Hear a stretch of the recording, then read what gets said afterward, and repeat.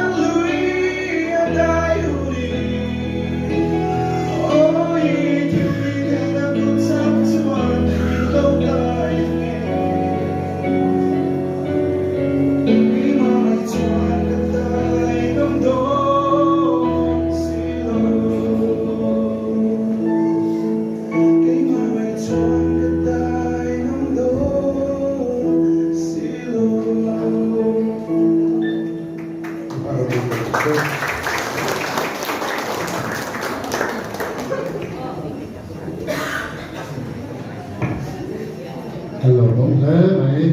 chẳng qua ta sẽ ngồi à đầu dây thêm thế mấy cả đi của mà ăn chân sủa qua sai nha như là po sai đó này sai thế nhé như là cái gì đúng không cái để hạt bắt đầu trồng thagi để đến thở pu em đã lên liền à hạt bắt đầu xí rồi cái gì thủ gì pu đang xuống mà ra để thì tôi này sẽ rất là khác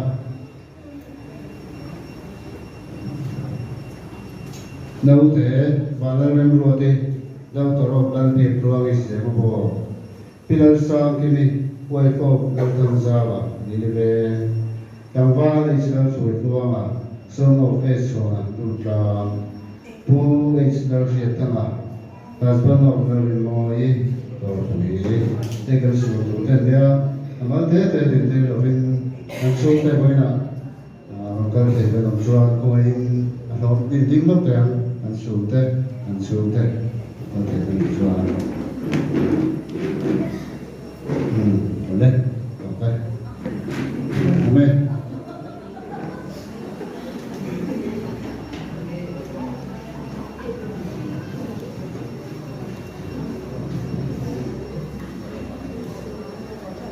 tuna khang kan sulta te thì kan ui je le an sun je la te nan ngoi rin minit khat kan ding ma minit khat ra na trong trai na tối te kan ni no ne oi le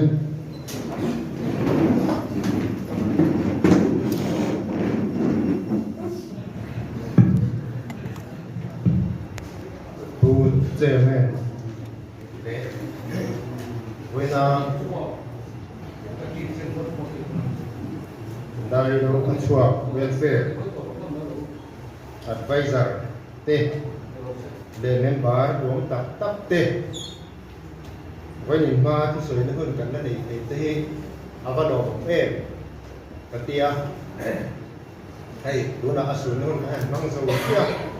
กันหุ่นพลังที่กันเครียดตัวเสียซึ่งนี่ก็มาพบในที่เราสร้างที่นี่พบกันที่ที่น่ารักกันเรียนโลกป่ะมาเราจะไว้น่าจนอสูรจริงอ่ะเดี๋ยวเรียนไม่นี่จู่ๆไว้น่ารักกันข้อมส่งนี่กันจงอาแข่งถีเรื่องกันนี่ไว้น่ากันอสูรตู้กันนี่ลายันหลังก็มาจนนี่อันสูรนะครับกันสูรผู้รักที่จริงก็มีค่ะกันนี่ถีเรื่องกันนี่ที่เราจู่กันเครียดไปหมดเลยให้ไว้น่าที่อะไรนี่กันช่วยตู้เนี่ยง่ายกับตักเส้น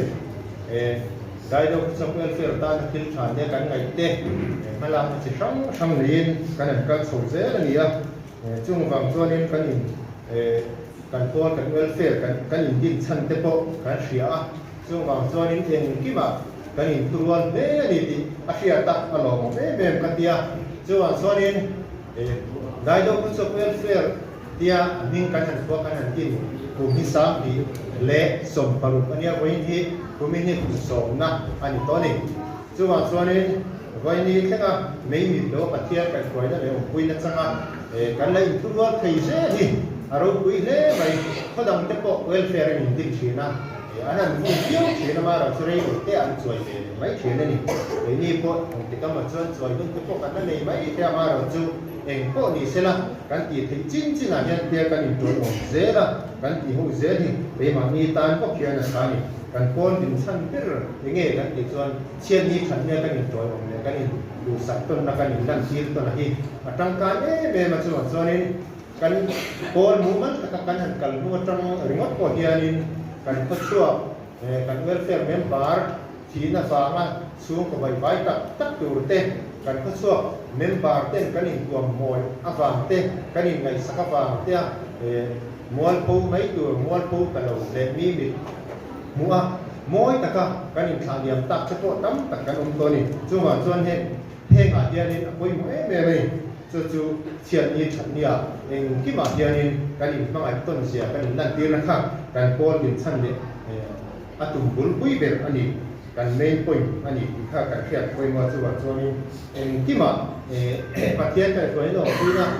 กันนั่งจังเจแล้วนะกันเที่ยวที่ห้องเจแล้วตัวเราที่พวกร้อยกุศลตักแต่พวกกันนั่นเองสูงเจแล้วนะกันอย่างข้าช่วยดูมาสาเตะอาศิเนียเตะกันนั่นช่วยเจแล้วนะช่วยตัวเราเอาไว้เราตักเตะกันนั่นเองก็จู่ๆเวลาพวกกันทางโดนเนี่ยครับพวกนี้เสร็จละกันเที่ยวที่มาเฮียนี่กันอยู่ทั่วคุยหมดนี่เพียงก็สวยตัวจู่ได้เราสวดสรินคบวิญญากันเปลี่ยนชั่วกันมาโซนดีสินกันเปลี่ยนชั่วกันนี่ส่วนสรินมาโซนนั่นที่ส่วนกระโปรงไม่เดียวกันเขาสับแล้วมันเป็นแรงอาเวที่น่าเฮียนี่มินเงินมินเราหูอันนี้สุดท้ายเราชั่วโมงแรงกันเนี่ยเนาะถ้าส่วนหน่วยตุกมินเดียงเนี่ยอันก็สอนนั่งไอ้ตัวอันนี้ชุที่มาบังคับกล้าดูกล้ากันนี่อันนี้โดนไงกันนี่โดนหักกันนี่ไงตัวเสียไงส่วนนี้กันผมน่ะเฟ้กับเปี้ยงที่มากองทัพนี่เสียกันผมน่ะกองทัพชั่วNGO นี่เสีย MHCP เนี่ยมั้ง YMA เนี่ยมั้ง MUP เนี่ยมั้งที่มาช่วยดูนิพพติดูผมว่าเกี่ยมานี่หนุนกันนี่ผมว่าที่มากันนี่แบบเขียมานักลานนั่นนี่เสียขานนั่นง่ายนี่เสียฉลาดกันนี่ส่วนขานกันอะไรที่นักขานอะไรอ่ะเชื่อนี่อ่ะพอเราอินกับเตะกี่มาสูลสุดตัวเลยถ้าเราสู้กันนี่เสียค่ะกันตีตัวนี่สิ่งที่ตัวนี้ช่วยตัวพอซุ่งตัวส่วนนี้มีสักการเงี้ยตัวกันที่กันตีตัวนี่ที่กันอินจับนี่ตาเสร็จละตัวนั้นให้ที่เรียนมิโซมีคุยเงี้ยอาทิตย์เช้าเสร็จไม่มาส่วนนี้ไอ้ส่วนก็คือช่วงไม่เดียวว่าได้ดูกันสดพอยกันก็มีเรื่องสักกันเนี่ยจุดที่เรื่องไอ้ตามแบบเพี้ยนมาอ่ะรู้เชื่อเด็กกันหันอินหูจับนี่ที่ยันเรื่องรู้นั่นชื่อนะตรงนั้นอ่ะถ้าเป็นเราใส่เด็กกินอะไรมานี่เชื่อเราด้านะกันตักสักสิ่งที่ตั้มตับจุดเลยหัวสิขาร์กันที่เต้น้ำหุ่มยังกันน้ำชื่อนี่จุ่มแต่จุ่มตัวตานมาคุยเราคุยเป็นจุดไปมานี่ตานพวกแกคุยนี่ผมคุยกับเต้ผมคุยกันสักเต้ครับจุ่มมาส่วนนี้ไอ้นี่คุยกันหักสองไรดีครับกันเรียนรู้อะไรวงสักทีละให้คนหน้าสิบไร่ช่วยมวยตัวกันนั่นเนี่ยเมจิกพาสมีสมบัติช่วยมวยตัวกันเนี่ย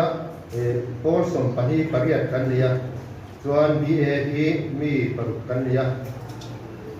กันที่ตามเงี้ยไงตัวนั้นเราดูถ้าจู่เมจิกาเฮียมีสมบัติกันช่วยมวยตัวสิ่งเฮียนี่มีป่าปนิเจ้าอันออกมาไม่เชื่อปักหัวอันนั้นมีส่วนประหัตกันส่วนมวยตัวจริงอ่ะจุดกันเดียวตัวนี้เช่นพอส่งปัญญาส่วนนั้นถูกเชื่อปัญญาเนี่ยดีส่วนนี้มีปรุกันเนี่ยมีป่าปัญญาเดินเชื่อปัญญากันดีเด็กพวกโดนส่วนนี้มีป่าที่เฮียนจัดกันได้ไม่ตีข้างเวลาเฮียนี่พอว่ากันเองพวกไทยละไอ้ทางตาที่มีป่ากันดูนี่เสีย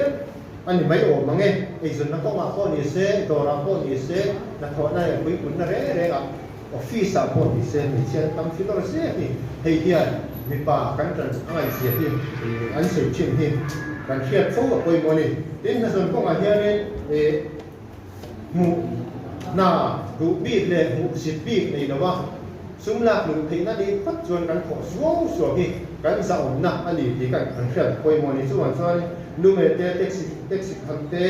สตีลอลูมิเนียมออกซอกถอดมีสปิริตเตข้างสมมติต้องควรช่วยเตสิไปจันเตสัมเสียมเตข้างเตปกเสียมโปนิเซจันซิมเสียมโปนิเซทิลส่วนโปนิเซละแห่งทรงสุ่มหลักหรือที่นั่นดีพัดชวนนี่ไอ้ส่วนนักเที่ยงที่มันดีพัดชวนนี่กันโถเชิดง่ายนี่กันนี้กินหุ้นกันนี้กินซุ่มหันรัลที่กันโถส่วนนี้ในมีเดิมทีกันยังไงตัวเด็ดอะไรอ่ะเวลาเที่ยงนี้สุดที่กันนี้เราชวนนี่รัลตู้งัดกันที่ชวนกันโถส่วนนี้ในมีเราชวนตัวปะมีปุ๋ยสปูเตะเตะหนังอันเตะข้ารูปเตะข้างสองข้างมีหัวกันนี่ข้างกันเชื่อปุ๋ยมันนี่ดูแลชวนนี่โฟร์ได้นะเขาก็กันเฉพาะตั้งแต่กันลงตัวส่วนนี้เด็กเขียนสร้างเลี้ยงดูเฉพาะตอนนี้คนนะเช่นคุยตั้งแต่กันว่าช่วงเต็มสองมันนี่ให้ตัวไล่เราเฉพาะนักสิ่งเคราะห์เฉพาะให้เวลาเฉพาะเฮียน BSc nursing จอยมวยตัวสิงก็กันหันเลยก็เมื่อเกียรติเลยกันเช่นผมนายไว้มีที่ไงก็สาประมาอันสุดก็ละนาสินอันสุดก็มิโซรามาสิงขัดบอร์เวลก็สามสรีบอร์เวลก็ขัดดันว่าสาประมาส่วนนี้อินเดียไปสานด้วยมีเลสิงสรีเตด้วยกุมเตอันสุดก็จบมานี่ถ้าเดี๋ยวริบผู้ขานี่กันสินนักของอาปอเฮียนี่นักสิงเทียนละมาที่ปอเฮียนี่ดีมาเนี่ยสักเดือนมันจงอังจีที่ปอจุกันไหนตัวนี้ตาเสียละจะเตรียมกันที่เราเองไปให้สิไปจังทาร์ที่ปอดูนะกันเตรียมเนี่ยมาจุกันส่วนนี้สิไปละมาที่ปอเฮียกันฟิตเนี่ยเป็นไปดูสอบตัวนี้สิไปที่ทีมขัดแต่กันดีนี่จุกันส่วนนี้ข้างเขาช่างตัวดองเจ็ดตัวข้างนี้ดูนักชนะที่เฮียมากันละไงซึ่งนั่นแหละเทียมนักโกงริมดเราสังกัดทอกริมดอินทั้งฝากกันถูกจวนกันอินแต่โดนส่วนส่วนนี้เองทิ้งเงี้ยกันทดสอบเถียงงี้เงี้ยก็สั่งไฟเถียงที่กันอินแต่ตัวไงไอ้เว้ยนะกันสวยมวยตัวซิงอ่ะข้างในสารเนี่ยกันว่าแล้วผมคุยเอาเพียที่ถึงตีเพียที่ตั้งแต่แต่ริรู้ส่งกะโหลมาก็สปาเนี่ย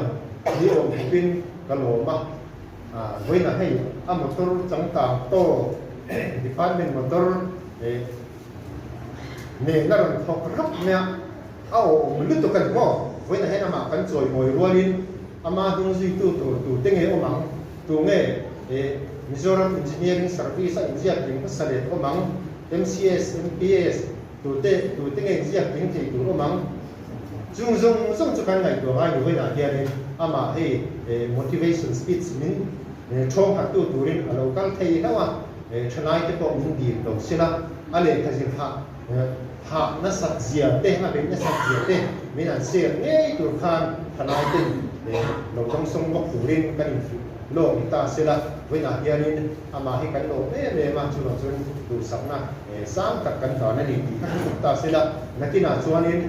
SC เตอารมณ์สุดเจริญ CE เตขัดแต่งขันดินพุ่นสามตะกับประเทศซาอาจารย์ชวนนี่อารมณ์สุดเจริญนะควรเดียวนั่นเด็กก็กันสอบหัวหลวงมันนี่จูน่าเด็กก็ชวนนี่มาเอ็นตัวนะมาคงเราสักพวกซาสูนนู่จุยกูเงี้ยชนะที่กันอีกฝุ่นสักง่ายจันกันนักสักง่ายจุดนั้นส่วนนี้มีเห็นเราถึงตัวนี้อย่างเงี้ยนานเราถกที่กันไงตัวง่ายจุดนั้นส่วนนี้มันเนี่ยไปที่มีตัวมันจะต่อส่วนนี้ไปที่IAS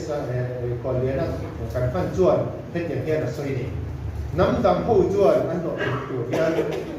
คุมชาเพราะฉะนั้นกันไรเงี้ยคุมดูป่ะเพราะอันมุพันหรือว่าจุดนั้นส่วนคุมรู้ตั้งแต่มัวมุดโป้เฮียอันมุรีง่ายเลยอาทินี้ช่วงนี้เป็นนี่จุดคุมดูปากกันมัวสานะกันมึงเรียนเดี๋ยวนี้เป็นสิ่งกันท้องกลางเลี้ยชีนะถ้าเต็มเราเป็นตัวสิ่งเนี่ยช่วงนี้เป็นมานี่กันดีเชียวงามไปซิลไลกันในส่งเต็มนี่กลุ่มทัศนคติส่วนมวยต้องส่งเตะขานยินทีนั้นในหน้าทางนี้เราถึงกระต้องโซตูรินเกลเป็นรูปดีค่ะกันจับตาเสียละก็ต้องนุ่งเวลาช่วงนี้ให้ไม่มีตัวนี้สาเหตุเลยส่งบรรลุกันนี้ได้รับจบเอลเฟอร์ทิ้งคุยกันในทีมสวะอาควายตัวเนี่ยฟาวเดอร์โอเบียแต่เจ้าสวะวันนี้ทั้งนี้เชอร์แมนนี่จะเต้กันนักสังสรรค์เจล่ะวันนี้กันจ่าดูเจ้า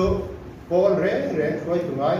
งอกันอินสระงอเดียนี่มาโซนนะเราชินะช่วงนี้วันนี้ช่วงนี้เป็นทางการมาบ้าก็เห็นนี่จู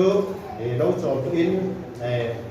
กันโอบีเต้เบกับตัวระเต้พอง่ายตาละกันเชียนเต้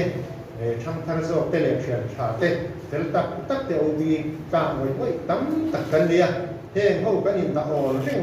เห็นนี่ง่ายมากเดียกันนี่เสียเดียมาโซนนะก็มาเดียนี่มินตาชีนี่ดีเดียละอินทันตานะเต้พอเทียมนี่นะเห็นนี่เต้จู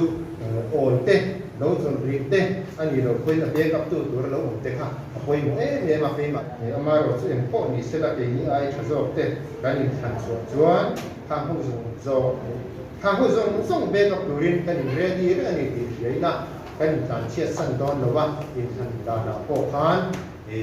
เป็นเนี่ยเต้จูเราโอเบียนจะเป็นเราจนรีตายละดีครับกันสั่งเจ้าหนี้กันหลงไหม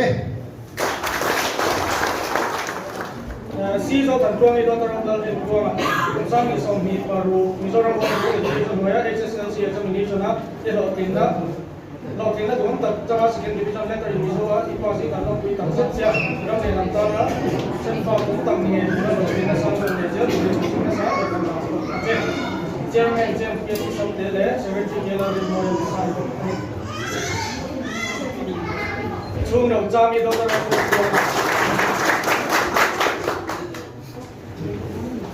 Christy Malsong jadi daughter of Alvin Sana.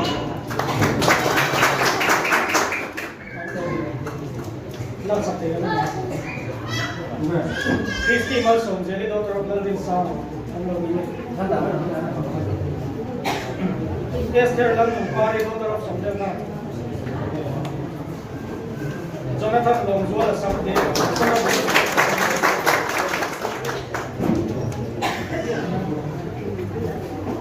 Lal Chuan Kui, daughter of Bill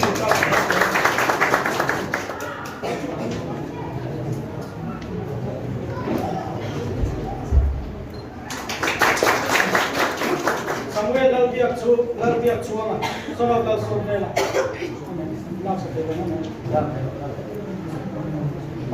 Siam Nun Maui, daughter of Kezo Siama. Ilang Lui, daughter of Lal Vizpela. Ilang Lui. Balak Suami, daughter of Balak Syakui.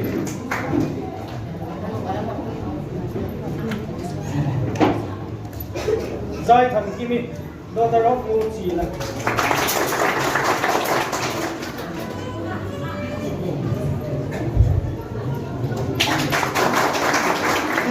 HSLC as well. Class 12 HSLC in terms of doing that advisor. Catherine Zaurin Kui, daughter of Louding Tarasinete.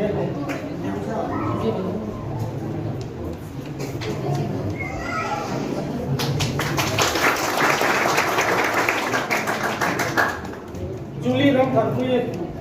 daughter of Silo Moya.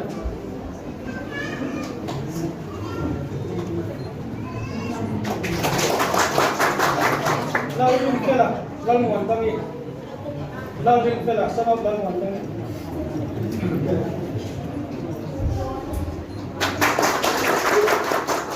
Lalvin Dui, daughter of Chi Kuma. Lau Tan Kuma, son of Balal Zema.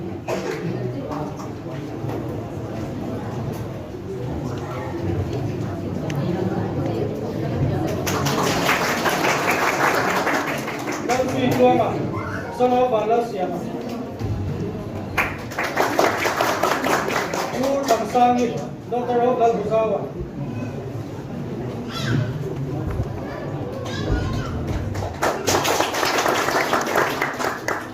Tilal Pakuma.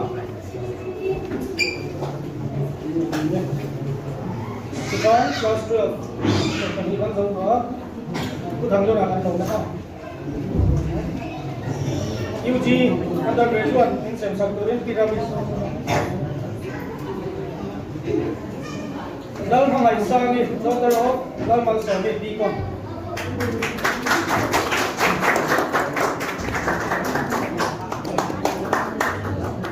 Lal Remoya, son of MK Tama, BSc Agriculture.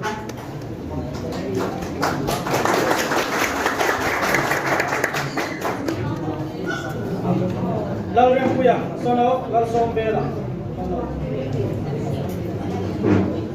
Lal Tamapi, daughter of Lal Mikara.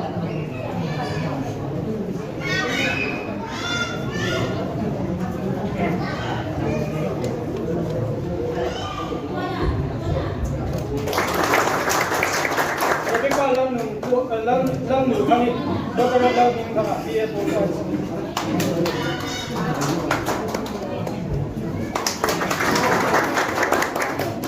Lal Moifui, daughter of Jesse Enrique, BSc Nursing. Oh, Bian undergraduate Gantua, Hey, from Moitu. Special WSDO Sab. Engineer Lalong Puya, Samal Sikam, Pandiana. Atugan Chia Chonwa, Hey, chairman in Milau Kek Saksin Kamu engineer no Longpuya MES son of C Kam Sanliana Mizoram Public Service Commission MES in Kumsang ni Song Di Paru Mizoram Engineering Service MES combine exam buat saya in Jiap ini kan suang saya in kan Longpuya saya aja kami nantian saya tahu juga kita orang takkan atau kulit bersama kan tahu saya James Casey Sante chairman le KLR dan Moya Secretary saya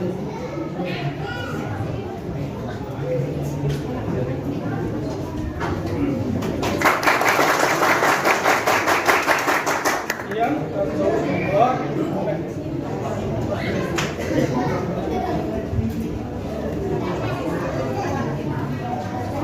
Nah, kuna coba nih solo. Mulai kalian udah siap nih.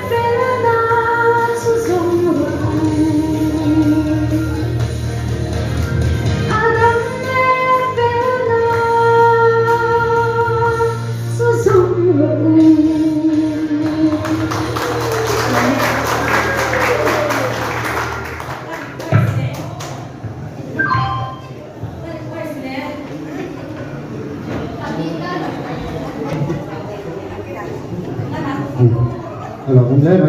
เราเสียนี่เราตัดเส้นนี่คุณอาจจะทำว่าเราคุยอ่ะ MBS จะใช้ตัวเรื่องซ้อมตอนนะทำไมนั่นดูการทิ้งก็เตะเส้นชวนคุยกันอันนั้นใช่เราไม่ได้ทำตะกี้โอ้ยเสียแล้วโอ้พี่เอาหน้าเตะผมกันกันทำไมก็เอาหน้าเตะนี่หรอ Dari tu welfare te iso kan suai tu kan OP office bearer te zuanin kan advisor te in pui na member lo ka zong sang te iso ba in che bai ka bu ma sa chewa pui na kan program hi pui ni lo ka ni ka ria hi wa ka zung kan na ni sa ai chu na nuam zo ma in program sheet ka kan chairman on tin program chan tir tran ma ni program ki en sa se la ka kun ka ngai til na kupur ka kupur tua pula tuna ka soi ma chia pe thing pui ka pa in te do ngan le in ka kan ne ka tiam vel lo chu ni ya ama wa chu i ka thoi tu ten ke wa shi ma khom me ya tha ti lam pa khan ro pe ya kun kan man ta tu ve la ro se ya ti ma ta pe chu dai do ko na theng lo ka ni ni ta ka chu dai do ko chuak ani ti ve thei tu point re ngai ngam lo ama ro chu ka thoi tu de tu sang na ka chaga eta kan du le pa te dai do ko chu alo ni na na ya song song te in school te no pe de no ka ba te point dia nga dai do ko chu ka me lo pom hi am sai lo tu ko sei le tua chu mi wa chu ni ko na in so na te hi ka na ro ngam lo ba a eng ama chu ni lo ma ela tu na tu cha sei tu ka ni na kha ni nghe mò thu thả thế em chọn số về thì đây thì hôm nay tôi tôi theo mình đọc sách sắc là tôi sử dụng nhiều bùi phim rồi thì phổ khăn nên anh ấy thao tác hay lâu thì em mới tụi nó lại tại là tôi không Hey, hello. Nãy bây welfare assembly anh đi chỉ na đi cùng massa anh em không ai rồi là cái in xuất đồ ta welfare chẳng chúng ta kan lo nei to a pui sui takin lo kan ni kan han se a alo ne ma kan soi tu te pe na ro pui ka ni a hi soi kwal le ta hi pula kan sa wa hi kan ko so ba chu gazetted officer na sa ber ni ani ma hi kan nei zui do mai do nge te kan ti nu a hi ho puya aron kính sầu lẽ cái đồng quý em thì mình cái cần sấy để xem là hey mà đi về cái để làm sấy tại đấy mấy tài là cắt tiền ba bạc chú BA cái gì lại khan chăm phai của lê sát ra MA ở giống tổ khan Nagpur University LLB ở Zir chua cả tụi nó cái chuyện lệ ta nên cắn cùng mấy ruộng chứ cùng khát chuộc cái này à cái gì February đi qua cái việc là cái chuyện ba trang câu ta minister tí gì là được cho là khá đi cái sự chứ August đi sống thun bạc ta bia này anh ấy chú BA cái gì khá anh ấy chú BA rồi toàn đó LLB rồi lệ đó chú mình con soi nó chăm chú cái environment là vàng hiền cái đi hôm nay cái lối nụ phù em hiện rồi đi à bị cái bị mất sản thì có cái đi về thôi cùng sống nó cái này về thôi cái đi con thì cùng mà về đi đại đô trong khan cái lối con cái đấy tổ cả lối đi chỉ thiên văn har chỉ cái đi về vàng thì có cái đi cái gì cho mình con soiดูnó chắc chú ta trả lại thếดูเลยป่ะที่พวกกันป่วยว่าป่ะเต้อันเบงตัวกันเดียวว่ามิอัศลัยตัดเต้จุเลยอัศรุตัดพวกกันเคลมตัวหน้าจวนกันตัวจวนมีอังพวกอินสิลนักกันตรงแต่มีอังพวกอินหุ่นชากันเด็กตัวมีรัวลินเองคิดที่กันติดไทยเวตัวนี้เกี่ยหุ่นลายกันจวนจู่กลุ่มไปกันหันไหลอ้าวก็ตัดเคลมมาพวกปุ๋ยเดียวเพียงแหละเสียนที่อายิงcho tu na bi te chu mi rualin eng kim kan ti thei competitive ko kan ti ve thei chu ana chang te ko in sil the tabila kan thuak ko ria chebak ti chu kan ko chuak ki mi ang i ni ve ko te kha so na siam ka de ve sim chi ma เฮ้ยโอเปียครับทุกส่วนเตียงก็ไปทุกส่วนข้างในน้องก็ตีแล้วก็มีพวกกับพันหลงเนี่ยดิเขาเตียงจริงไงน้องบางครั้งตัดสวยเตียงไปเราได้ก็ต้นเชียร์ที่ว่าตัดยิ้มออกกันสวยเวดีจุทั้งจวนดูจวนเองยิ้มที่ไทยตัว facility เองยิ้มคนที่เราดูเป็นตัวเองก็ทำโปรเฮียเองยิ้มอาศัยตัวเรามันรัวส่งโปรบ้ากับ guidance การช่วยนะโปดูอังมาโมอังกันมุทัยตัวจู่บางส่วนมีดูมาคัลตูกันที่เรียกตัวจู่บางส่วนมีรัวเรียนกันเสียละปุ๊บที่เขากันสวยเวนไม่นี่เองมาเนี่ยเราไม่ละเฮ้ยเกี่ยจู่ถึงตาผู้ชี้ก็สิบุลจงก็สิบุลละกันจงดูอาบ้ากับกัวสันเดย์หันดีเซ่จงมากันอินโคบ้างลุยกันกันเนี่ยเขาเตียงเรื่องจงกันจนที่เรียกฮารุตุกันกันสังกัดเลยตัวกันกัวที่พวกอังกฤษมีเดียมเอาตัวเจริญชาติจนไอ้โซล่ะก็เจริญชาติกันรู้ตีตัวจู่ว่าจนเขาเป็นเอลประตูเฮียเกี่ยมันดีโซ่เกี่ยนสวมในเดียพวกเกี่ยมันดีโซ่เกี่ยนขัดขิ้งเดียวจีเรียกรู้ดีกว่าติดตามกันสวยเป็นเลี้ยมโลมันดีซึ่งกันว่าเนี่ย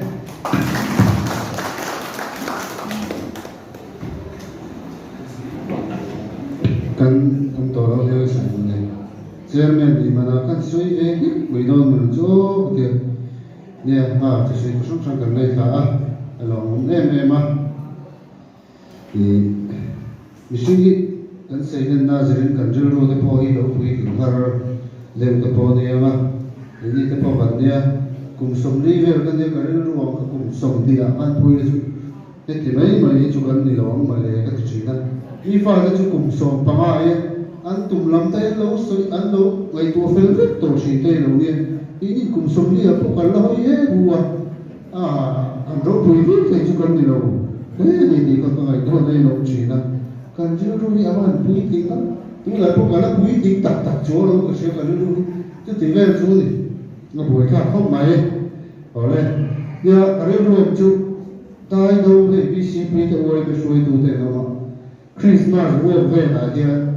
ตายดูสิ่งไรสุ่มทลายก็คบเสีย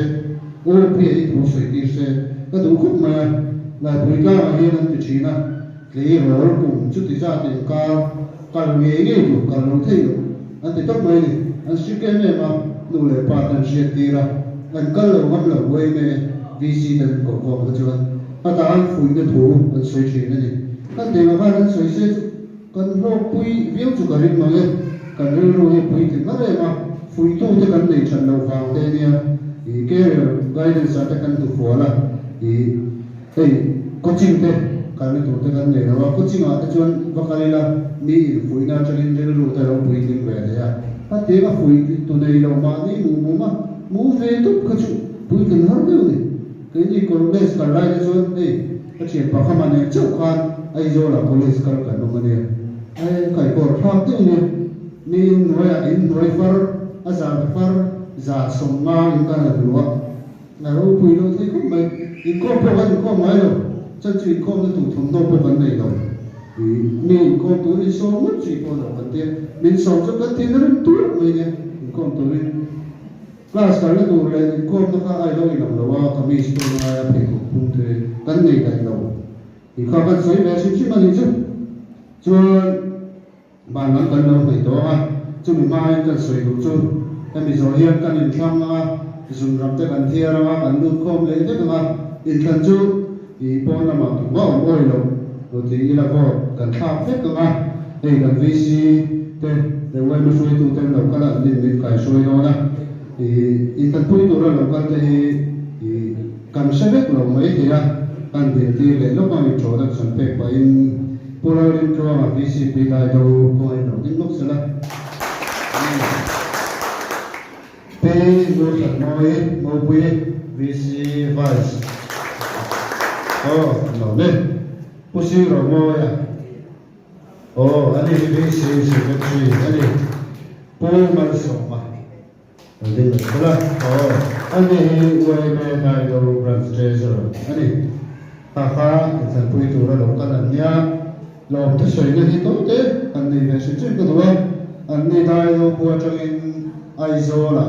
มีท่านผู้ดูเรียวอินอันเราก็ฟังนี่ที่ก็เสียละมีไงป่วยโมเสียเตกันวันเฟอร์มีไงเป็นป่วยเสียเตกันเสียทิ้งเรามุ่งกันติดตักแล้วนะอันช่วยเราถูกกันเสียทิ้งโนเปียเอาหนุ่มตักเสียมาให้ได้มันคุยได้ถูกตักตักนี่เราสวยสุขภาพวินเราถูกสวยตักมิ่งเลยทิ้งเวลากัน VIP เตเมมเบอร์เราก็ส่งเตกัน VIP เตเนี่ยอินช่วยเราถูกกันเสียน้องนี่เราก็รู้ละ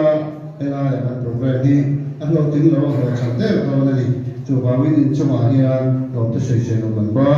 เราถูกกันสวยตักลุ่มวันนี้ทุกสิ่งก็โชว์ต้องจุดไม่เอาสวยเลยโดนโอเคตัวละพวกกันใจสวยคุณก็ได้ช่วยเราจริงๆเลยกันใจนักโดนพวกสมอยครับ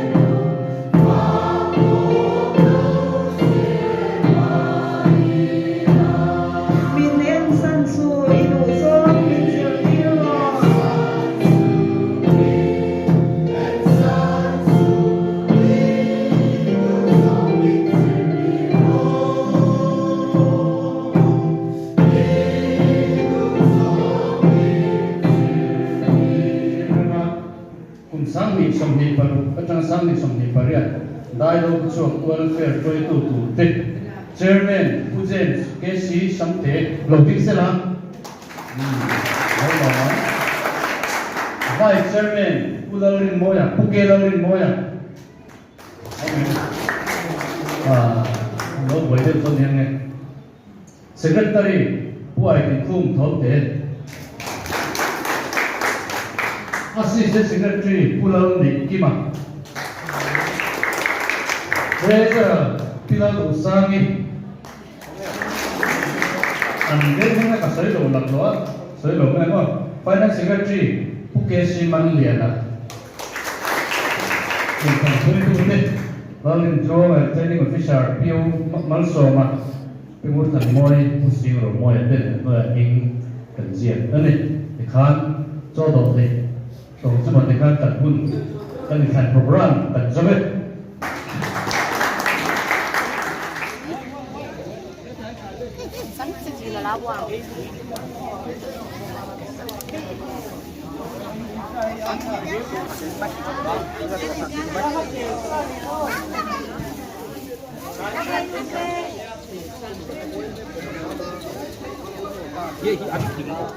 Rồi hán rồi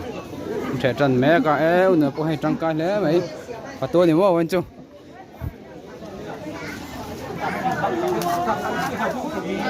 cho đó trần mẹ có hay uy sa mấy phần đẹp đi tắc mà xem á đây đâu có xua qua phê ai rồi thế qua nào hiểu đến nên lại thì trả cho rồi mọi nó lẽ thành cần có sẽ vẫn hắn rồi thì sẽ mấy có hay lại đổ mấy cái cho hắn cần như thế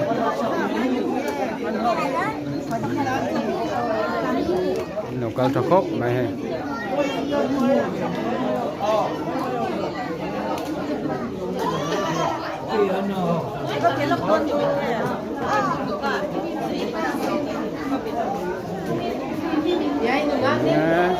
nụ lo tao hay nấu cơm cho lẽ mày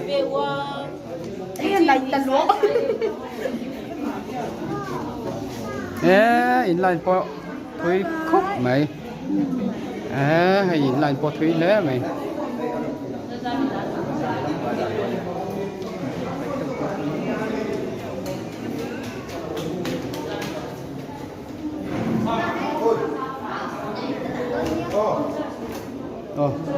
mình lần vẫn bắt đầu với được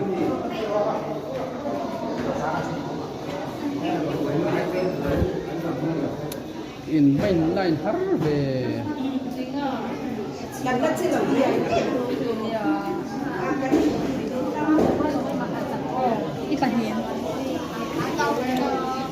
hay phát tem mi con nó la tội về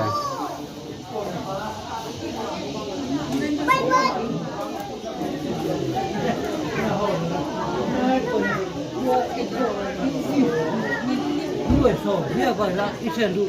em nuôi sò cũng tập trung thế nghe đại thầy đó em với đại thầy đó em tại đóng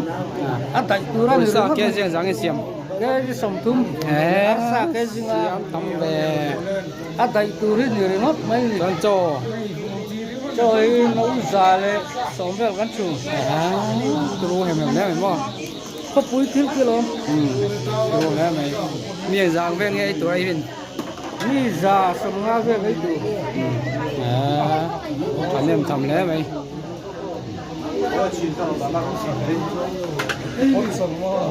Hãy subscribe cho kênh Ghiền Mì Gõ để không bỏ lỡ